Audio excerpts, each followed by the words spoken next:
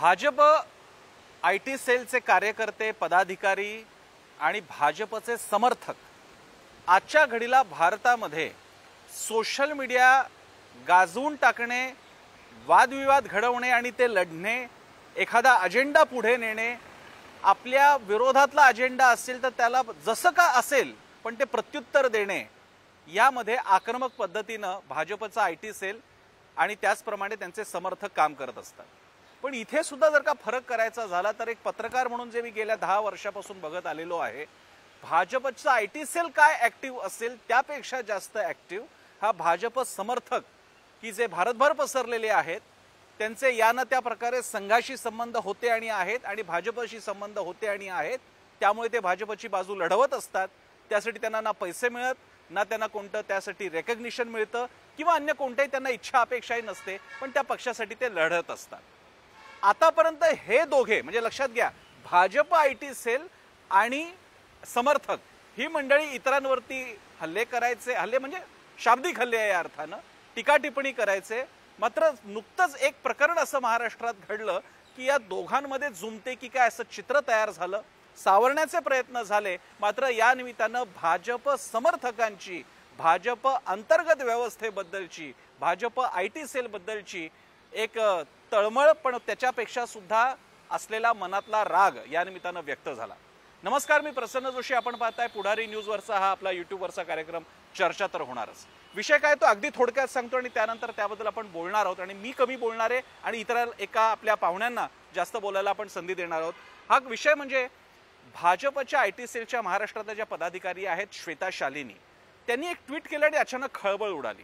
कारण त्यांनी चक्क भाऊ तोरसेकर, जे साधारणपणे भाजपची बाजू घेणारे अशा प्रकारचा पक्ष मांडणारे म्हणून पत्रकार ओळखले जातात, त्यांच्यावरती आपली अब्रू नुकसान केल्याच्या बद्दलची नोटीस त्यांनी बजावली होती। याचं ट्विट त्यांनी म्हणजे एक्स पोस्ट त्यांनी केली होती आणि खळबळ उडाली।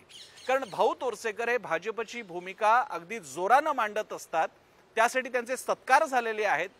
देवेंद्र फडणवीसांच्या हस्ते सत्कार झालेला आहे, भाजप आणि संघाच्या परिवारातल्या संस्थांकडून त्यांना आमंत्रण असतात व्याख्यानाची। मग हा प्रकार काय घडला?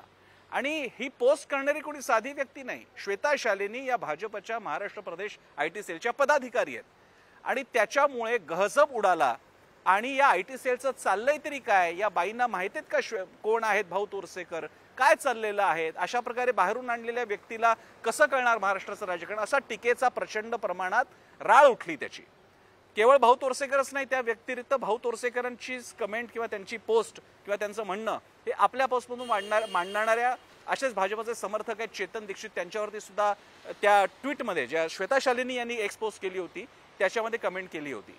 आणि यानंतर पुन्हा जोरदार जसं वादळ उठायचं होतं ते उठलं। पण यावेळी मात्र मी जसं सुरुवातीला म्हणालो तसं भाजप समर्थकांकडून भाजपच्या IT सेलवरती ही टीका टिप्पणी सुरू झाली आणि तोच विषय आपण घेतलेला आहे। आणि आपल्यासोबत बोलायला श्वेता शालिनी यांनी भाऊ तोरसेकरांबरोबरच ज्यांचं नाव घेतलं होतं ते चेतन दीक्षित आहेत।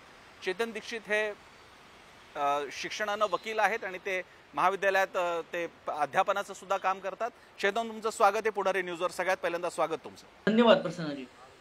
चेतन, माझा एकदम पहिला प्रश्न आहे की या सगळ्या प्रकरणाकडे तुम्ही कसं पाहता? हे झालं जेव्हा समोर आलं त्यावेळी पहिली प्रतिक्रिया काय होती आणि तुमचं जे भाजप समर्थकांचं सर्कल आहे त्यामध्ये काय प्रतिक्रिया उमटली? प्रसन्नजी, खरं तर ही अशा पद्धतीची नोटीस येणं हे माझ्यासाठी खूप धक्कादायक होतं। कारण की ज्या पक्षामध्ये तुम्ही जर त्या पक्षाच्या विरोधात आवाज उठवलात, पक्षाच्या विरोधात आवाज म्हणजे आवाजवी टीका नव्हे, तर काही तात्विक मुद्द्यांवर जर काही प्रश्न उभे केले तर त्या प्रश्नांचं निरसन करण्यामागे या पक्षाचा उल्लेख असतो, एक एक एक आग्रह असतो। पण हे काही न करता, कसल्याही पद्धतीची पूर्वसूचना न देता जेव्हा नोटीस अशी फडकवली जाते तेव्हा थोडाफार धक्का बसला। कायद्याच्या क्षेत्रामध्ये गेली जवळपास 2008 सालापासून असल्या कारणाने अशा नोटिशी वगैरे आल्या तर काही भीती वगैरे अशी वाटत नाही, पण एक थोडंफार आतून नाही म्हटलं तरी सळणं होतच प्रसन्नजी। कारण की 1 रुपयाची अपेक्षा नसते, केवळ माझ्या आता ही गोष्ट तुम्हाला सुद्धा माहिती आहे आणि हा कार्यक्रम बघणारे सगळे सुद्धा मान्य करतील। राज्यामध्ये किंवा केंद्रामध्ये काँग्रेसचं सरकार असू दे, भारतीय जनता पार्टीचं सरकार असू दे किंवा अगदी डावं सरकार असू दे, माझ्या कमाईमध्ये 1 रुपयाचा फरक पडणार नाही, पण केवळ माझ्या विचारसरणीचं सरकार आहे एवढं समाधान आमच्यासाठी खूप असतं। आणि अडचण तिथंच होते की जेव्हा एखादी बरं. पदावरची व्यक्ती अशा पद्धतीनं करते. बरं. मी असं नाही म्हणत, की ज्या काही शंका मी उपस्थित हं. केल्या त्या वाजवी होत्या किंवा अवाजवी होत्या. त्याचं स्पष्टीकरण देऊन हा विषय मिटवता आला असता. हं. पण होतं कसं माहिती का, विनाशकाले विपरीत बुद्धी म्हणतात. बरं. तसा प्रकार झाला. असंच माझं बरं. आणि सकाळपासून ज्या लोकांशी माझं बोलणं होतंय, हं. त्यांची अशीच प्रतिक्रिया आहे. कारण की विषय खूप छोटा पण होता. मला इथे एक्झॅक्टली मला याच मुद्द्यावर चेतन मला याच मुद्द्यावर तुम्हाला पुढे न्यायचं आहे की भाऊ तोरसेकर यांनी त्या व्हिडिओतून भाऊ तोरसेकर यांनी त्या व्हिडिओच्या माध्यमातून श्वेता शालिनी यांच्याबद्दल मांडलेल्या मुद्दे किंवा हं. आक्षेप आणि त्यानंतर तुमच्याही पोस्टद्वारे एकूणच भाजपचं फंक्शनिंग खास करून आयटी सेल खास करून श्वेता शालिनी याबद्दल मांडलेले आक्षेप मग ते एअर ड्रॉप केलेले पदाधिकारी असतील वाटलेली तिकीटं असतील आओ जाओ घर तुम्हारा आयाराम गयाराम प्रकार असतील आणि निष्ठावंतांपेक्षा बाहेरून आलेल्यांना मिळणारं जास्त मानाचं स्थान असेल या सगळ्या बाबतीत संतापाचा कडेलोट बाहेर आला तुम्ही याकडे कसं बघताय? अर्थातच प्रसन्नजी जेव्हा एकनाथ शिंदेचा विषय होता तेव्हा ह्या गोष्टी डायजेस्ट झाल्या, पचल्या. पण अजित पवारांना नेणं, परत अख्खा पुणे जिल्हा त्यांना देणं हे खूप त्रासदायक होतं. पण होतं कसं एक सामान्य समर्थक म्हणून आम्हाला काही डीप सोर्सेस आमचे नसतात. त्यामुळे जे काही दिसतं त्याच्यावर विश्वास ठेवून पुढे जाणं असतं. आणि तुम्ही अंधभक्ती म्हणाल, काही म्हणाल, पण देवेंद्र फडणवीस या व्यक्तीवर आमचं निस्सीम प्रेम आहे, श्रद्धा आहे. त्यामुळे हे जे काही करतील ते पुढचा विचार करूनच केलं असेल. काही समीकरणं चुकली असतील त्याबद्दल मी वाद निर्माण करत नाही. परंतु जो तुम्ही एक मुद्दा मांडला आता एअर ड्रॉपचा. या एअर ड्रॉपवरून खरं सांगू का प्रसन्नजी, तसं पाहता नरेंद्र मोदी सुद्धा एअर ड्रॉपच होते की हो. 2000 आधी वैयक्तिकरित्या जे जे काही करायचे, जे काही त्यांचं पक्षकार्य असायचं ते पडद्यामागे असायचं. पण जेव्हा तुम्हाला पद दिलं जातं तेव्हा नरेंद्र मोदींनी त्यांचं पद सिद्ध केलं आणि आज ते आपले पंतप्रधान आहेत सलग तिसऱ्यांदा. त्याप्रमाणे जर कोणी एअर ड्रॉप केलं ना, तर मला नाही वाटत फार कोणी ह्याला आक्षेप घेईल. कारण एअर ड्रॉप करणं न करणं हा पूर्णपणे पक्षाचा निर्णय असतो. पण जेव्हा एक समर्थक, मी कार्यकर्ता नाही म्हणणार, एक समर्थक, एक निस्वार्थी समर्थक म्हणू शकतो मी. नाही पण जेव्हा तुम्हाला पद दिलं जातं प्रसन्नजी, तेव्हा तुम्ही निदान त्या पदावर तर केलेलं काम लोकांना दिसायला हवं. आणि जर ते दिसलं नाही तर मग लोक आवाज उठवणारच ना. हो मग तेच एक्झॅक्टली चेतन मग एक्झॅक्टली तुम्ही जे म्हणालात की पद दिल्यानंतर तुमचं काम दिसायला हवं होतं हे प्रदेश भाजपच्या खास करून आयटी सेल बद्दल आणि श्वेता शालिनी यांच्याबद्दल आपण बोलतोय त्यांना लक्षात नाही का आलं की भाजपच्या महाराष्ट्र इकोसिस्टीम मध्ये भाऊ तोरसेकर कोण आहेत किंवा इव्हन तुम्ही व्यक्तिगत सुद्धा चेतन दीक्षित नावाची व्यक्ती कोण आहेत त्यांचं आतापर्यंतचं त्यांचं बॅकग्राऊंड काय राहिलेलं आहे भाजपच्या बाबतीत तरी सुद्धा त्यांनी अशा प्रकारे टीका टिप्पणी किंवा थेट कोर्ट कजेला जाण्याची तयारी दाखवली. हा डिस्कनेक्ट जाणवतोय पक्ष संघटन पक्ष कार्यालयातली माणसं आणि भाजपशी संबंधित लोकांमधला डिस्कनेक्ट. प्रसन्नजी मी ह्या एका मुद्द्याचं सरसकटीकरण करणार नाही, जनरलायझेशन नाही करणार. कारण तुम्हाला खोटं वाटेल, सकाळपासून मला जेवढे फोन येत आहेत ते बहुतांश भारतीय जनता पार्टीच्या पदाधिकाऱ्यांचे फोन येत आहेत. त्यामुळे एका व्यक्तीनं अशी नोटीस पाठवणं, मी अगदी आयटी सेलला सुद्धा ह्याला जबाबदार धरणार नाही. कारण की त्या वैयक्तिक पातळीवर त्यांनी ती नोटीस पाठवली होती. काही प्रसारमाध्यमांनी अशा पद्धतीचं वार्तांकन केलंय की भारतीय जनता पार्टीकडून नोटीस आली. अजिबात नाही. ह्या सगळ्या गोष्टीचा होतं कसं, वैयक्तिकरित्या त्यांना वाईट वाटलं असेल म्हणून त्यांनी नोटीस पाठवली असेल. या सगळ्यामध्ये अगदी भारतीय जनता पार्टीच्या आयटी सेलचा आपण काय करत हा विषय नाहीये. हा त्यांनी त्यांच्या पर्सनल कॅपॅसिटी वैयक्तिक पातळीवर पाठवलेला मेल आहे. आणि म्हणून अजून एकदा परत सांगतो, एक भारतीय जनता पार्टीबद्दल माझ्या मनामध्ये कसलाही किंतु परंतु नव्हता, नाही, नसणार आहे. केवळ ह्यांनी असं का केलं, खरं तर तुम्ही जो प्रश्न विचारला तो प्रश्न माझ्या मनात सुद्धा आहे की निदान थोडंफार तरी बघायला पाहिजे होतं की बाबा रे या माणसानं काय लिहिलंय आतापर्यंत, कसं लिहिलंय. आणि जेव्हा एखादी टीका होते, जर ती कन्स्ट्रक्टिव्ह टीका असेल तर ती आपण एक सकारार्थी अर्थाने घ्यायला हवी. म्हणजे म्हणून मला ते शॉकिंग होतं खरं तर.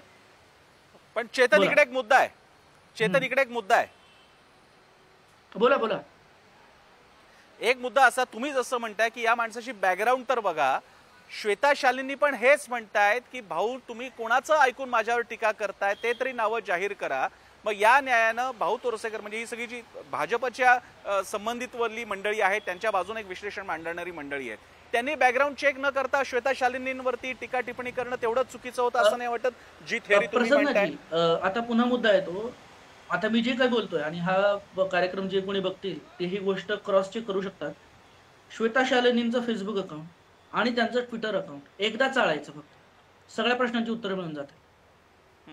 कसं असतं, आता प्रकाश गाडेंचं उदाहरण घ्या. प्रकाश गाडे जो काही निरेटिव्ह येतात, मला माहित नाही तुम्ही प्रकाश गाडेंना ओळखता की नाही, तुम्ही त्यांच्या प्रोफाईलवर जाऊन बघा, ते ज्या पद्धतीनं भारतीय जनता पार्टीची बाजू मांडतात, तशा श्वेता शालिनी कधी मांडताना दिसत नाही. पुन्हा एक सांगतो, भाऊ आणि माझी तुलना होऊ शकत नाही. भाऊ थोर आहेत. बरं. मी एक अगदी अगदी एक साधारण युजर आहे, ज्याची फारशी ओळख नाही. हं. त्यामुळं किमान श्वेता शालिनीच्या संदर्भामध्ये बरं. एक सामान्य युजर जेव्हा बघतो ना, तेव्हा मी काय बघतो, की बाबा रे तुम्ही किती नॅरेटिव्ह हाणून मारायचा प्रयत्न केलात पर्सनल एक वैयक्तिक पातळीवर. हो. हं. त्यामुळे तेव्हा जे म्हणतात, की आमची बॅकग्राऊंड चेक, माझी बॅकग्राऊंड चेक म्हणजे माझ्या वॉलची बॅकग्राऊंड बरं. चेक असं मला म्हणायचं होतं. कारण की इन पर्सन तर कोणाला मी माहित नाहीये. तुमच्या टाइमलाईन वरती मी अनेक कमेंट्स पाहिलेले आहेत आणि या विषयाला धरून जे जे थ्रेड्स आहेत त्याच्यात जास्तीत जास्त मी कमेंट्स वाचायचा प्रयत्न केलेला आहे. अनेकांनी श्वेता शालिनी यांची नियुक्ती आणि त्यानंतर काय त्यांच्याकडे जो काही जाहिरातीचा विभाग दिला होता किंवा बाकीचे जे काही निवडणुकीच्या अनुषंगाने अधिकृत व्यवहार करायचे असतात, आउटरीच करायचं असतं, या सगळ्याच्या बाबतीत त्यांच्या कामांच्या बाबतीत नापसंती एक प्रकारे व्यक्त झालेली आहे. याकडे सुद्धा तुम्ही बघाल? प्रसन्नजी, आता हे मुद्दे जे असतात ना, बऱ्याचदा ऐकीव गोष्टींवर असतात. त्यामुळे जेव्हा त्यांच्या व्यवहाराचा मुद्दा असू देईल, मग त्यांचे आर्थिक व्यवहार असतील, ह्या सांगीवांगी गोष्टीवर मला नाही वाटत मी मत व्यक्त करणं योग्य आहे. पण एक मात्र निश्चितच आहे या बाबतीमध्ये, की ही निवड करताना किंवा निवड झाल्यानंतर ही निवड सार्थ व्हावी, सार्थ ठरावी म्हणून काही प्रयत्न केले गेले नाहीयेत किंवा जे काही प्रयत्न केले गेले ते दिसले नाहीयेत. त्यामुळे हा सगळा असंतोषाचा उद्रेक आलाय. बरं. आणि याच पार्श्वभूमीवर मला अजून एक मुद्दा मांडावासा वाटतो. 2000 म्हणजे बरं. सोशल मीडिया वापरायचा कसा हे देशाला भारतीय जनता पार्टीने जरूर. शिकवलं. 2014-2019 मध्ये ज्या पद्धतीनं सोशल मीडियावर ज्या ज्या ज्या पद्धतीनं त्यांच्या मोहिमा आखल्या गेल्या, जे काही त्यांचे टूल्स त्यांनी खूप चांगल्या पद्धतीनं काय सांगू चॅनलाइज करण्याचा प्रयत्न केला. 2024ला काहीच दिसलं नाही. मग एक प्रभारी म्हणून हे करणं त्यांच्याकडून अपेक्षित होतं. एक साधारण, एक निस्सीम आणि कट्टर पक्ष समर्थक म्हणून ही अपेक्षा जर चुकीची वाटत असेल, तर मग मी चुकीचा आहे असं म्हणू शकतो. एक आणखी प्रश्न जाण्यापूर्वी, डिस्कनेक्ट आपण करण्यापूर्वी, मी जसं मगाशी पण उल्लेख केला होता की प्रश्न फक्त श्वेता शालिनींचा नाहीये. 2024च्या लोकसभा निवडणुकीचा निकाल आल्यानंतर अनेक प्रतिक्रिया फेसबुक अकाउंटवरती, ट्विटरवरती पाहायला मिळत आहेत की एक, संघाशी डिस्कनेक्ट स्वतःहून जाहीर करणं आणि संघापेक्षा स्वतःला स्वतंत्र मानणं. 2, बाहेरच्या नेत्यांवरती आणि बाहेरच्या लोकांना विविध मोठी पदं देणं आणि पक्ष संघटना चालवणं त्यांच्यावर सोपवणं. दुसरीकडे नरेंद्र मोदी आणि अमित शहाच्या करिश्म्यावर विसंबून राहणं. आणि 3, ग्राउंड लेवल नेटवर्क, मग ते RSSचं असो किंवा भाजपचं काडर असो किंवा भाजप समर्थकांचं जसे की तुम्ही, यांच्याशी डिस्कनेक्ट. या 3-4 गोष्टींमुळे श्वेता शालिनींसारखा राईज ऑफ श्वेता शालिनी यांचा राईज होत गेला. पण भाजपला मात्र त्या तुलनेत स्वतःची जमिनीमधली मुळं राखता आली नाही. तुम्ही या मताशी सहमत आहात किंवा याच्याबद्दल अधिक एक्सप्लोर करून सांगा मला? प्रसन्नजी, तुम्ही ज्या काही गोष्टी बोलल्यात त्यातल्या बहुतांश गोष्टी ह्या पक्ष पातळीवरच्या असतात. आयाराम गयाराम असेल, अजितदादांचं आमंत्रण असेल किंवा अजितदादांसोबत जे 9 लोक आले त्या 9च्या 9 जणांना मंत्रिपद देणं असेल किंवा अगदी जे काही जास्तीचे फेवर त्यांना देण्यात आले, ह्या सगळ्या गोष्टी पक्षीय पातळीवर असतात. एक समर्थक म्हणून एक त्रास होतो नाही म्हटलं तरी, कारण की जेव्हा तुमच्यासोबत तुमच्या आजूबाजूचे बरेच जण जमिनीवर झटून, मी जमिनीवरचा कार्यकर्ता नाही, मी सोशल मीडियावर व्यक्त होतो. कारण की मला वैयक्तिक मी मानतो की जमिनीवर जास्त काम करणारा माणूस खरं तर त्याला जास्त यश, त्याला जास्त क्रेडिट मिळायला हवं. पण ज्या पद्धतीनं झालं ते अर्थात त्रासदायक नव्हतं असं नाही, पण ह्याचा अर्थ असा नाही की पक्ष नेतृत्वावर अविश्वास ठेवावा. त्यामुळे तुमचे इतर जे काही प्रश्न होते, जेव्हा जेव्हा पक्षाची जी स्ट्रॅटेजी म्हणतो आपण, त्याची ध्येय धोरणं म्हणतो, त्याच्यावर मी माझं मत व्यक्त करणं चुकीचं राहील. कारण की त्यांच्या मागे बऱ्याच गोष्टी घडतात. सगळीच ध्येय धोरणं योग्य ठरावीत असा अट्टहास एक समर्थक म्हणून तर मी नक्कीच व्यक्त करणार नाही. पण सोशल मीडियाच्या बाबतीत नक्कीच त्यांनी जर थोडा फेरविचार केला, अपेक्षा आहे ते करतील, तर ते चांगलं वाटेल. दुसरं काय, शेवटी पुन्हा असतात ना की चेतन, तुम्ही सगळ्या मंडळींना एक बेनिफिट असं आहे की तुम्ही पक्षाच्या पलीकडचे आहात, समर्थक आहात. आणि या समर्थकांची जी उघडपणे मला तुमच्या टाइमलाईनवर किंवा अन्य अशा लाईक माइंडेड लोकांच्या टाइमलाईनवर दिसते, ते म्हणजे भाजपची आताची रचना, त्यामध्ये आलेल्या बाहेरच्याहून आलेल्या लोकांना मिळणारं मोठं स्थान आणि जुने पायाचे दगड होते त्यांना शब्दशः दगडासारखी वागणूक, अशा अनेक मुद्दे आहेत. याबद्दल तुम्हाला काहीच आता म्हणायचं नाहीये? हे सगळे नेतृत्वाचे निर्णय असतात प्रसन्नजी. आणि सांगतो ना, ह्याच्या मागे एवढ्या गोष्टी असतात ना एक सामान्य एक समर्थक जो फक्त त्याचं अस्तित्व फक्त सोशल मीडियावर आहे, की ज्याला ज्याची फारशी ओळख सुद्धा नाहीये. त्यानं काय म्हणून मत व्यक्त करावं यावर तुम्ही सांगा? किंवा जे काही मत व्यक्त केलं जाईल ते विचित्र पद्धतीने मांडलं जाईल मग परत. त्यामुळे जेव्हा हे अशा पद्धतीच्या नियुक्ती असतात, मी तुम्हाला असं विचारतो, ऐका चेतन, कदाचित तुम्ही आता एअर ड्रॉपचा मगाशी विषय निघाला ना, एअर ड्रॉप वरून नसतं. माझ्या डोळ्यासमोर मोदीजीच येतात लगेचच. मोदीजी पण एअर ड्रॉपच होते ना. पण 2000 नंतर ज्या पद्धतीने त्यांनी गुजरात सांभाळलं ते बघता ते एअर ड्रॉप पॉझिटिव्ह होतं. त्यामुळे जेव्हा एखादी नियुक्ती होते, मी पुन्हा त्याच मुद्द्यावर येतोय प्रसन्नजी, जेव्हा केव्हा कुठली नियुक्ती होते ना, तेव्हा ती नियुक्ती का झाली हा प्रश्न तेव्हाच निघतो जेव्हा ती नियुक्ती सार्थ ठरली जाते. त्यामुळे नियुक्तीवर काही बोलावं ही या पात्रतेचा तर मी नाहीये. पण फक्त म्हणणं एवढंच आहे, अपेक्षा एवढीच असते की एखादी जर नियुक्ती झाली तर त्या संबंधित व्यक्तीनं ती नियुक्ती किती सार्थ आहे हे फक्त सिद्ध करावं, बस. ही एवढीच एक प्रांजळ अपेक्षा आहे आणि मला नाही वाटत या अपेक्षेमध्ये काही चुकीचं असेल.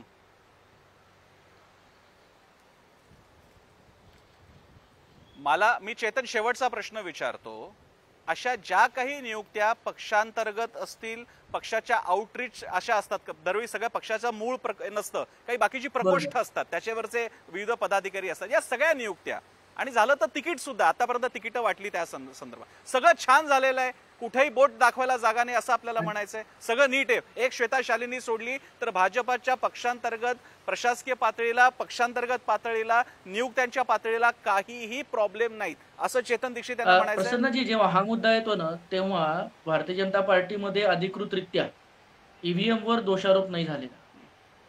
भारतीय जनता पार्टीमध्ये जो काही निकाल येतो त्या निकालावर मंथन होतं आणि त्या दृष्टिकोनातून पुढच्या स्ट्रॅटेजीज ठरवल्या जातात. मला 100% खात्री आहे की जे काही अपयश मिळालंय, खरं तर ते अपयश हे राष्ट्रीय पातळीवरचं नाही, हे प्रादेशिक पातळीवरचं अपयश आहे.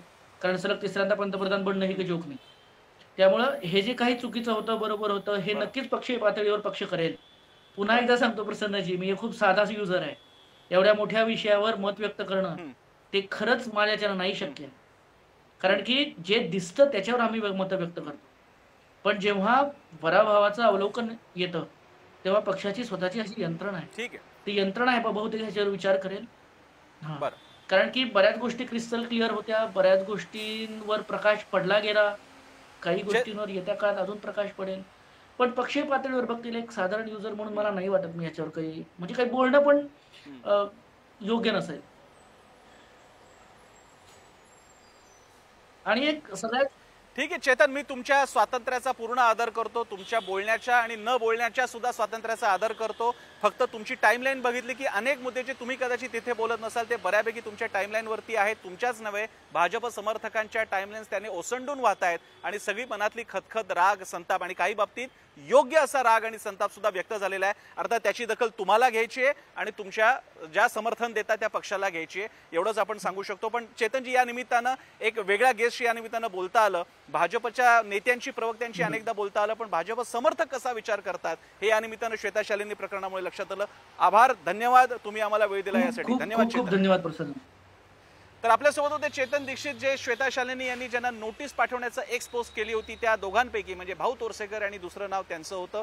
मात्र जी ताजी बातमी आपल्याला मिळालेली आणि जी आपण मगाशीच सांगितली त्यानुसार आता त्यांनी हा नोटीस प्रकार सगळाच थांबवलेला आहे आणि पुन्हा सामोपचाराची भाषा वापरलेली आहे. पण असं असलं तरी सुद्धा भाजप समर्थकांनी श्वेता शालिनी यांचं फंक्शनिंग आणि त्यांचा रोल आणि त्यांचं काम आणि डिलिव्हरी ऑफ वर्क, ड्युटीज याच्या बाबतीतले जे आक्षेप व्यक्त केलेले आहेत त्याची उत्तरं मिळणार का आणि पुढे काही अशा प्रकारचे चेंजेस विधानसभेच्या पार्श्वभूमीवर पाहायला मिळणार का, हे तरी उत्तर सध्या तरी काळाच्या उदरात दडपलेलं आहे. तोपर्यंत आपण वाट बघूयात काय होत आहे नेमकं ते बघण्यासाठी.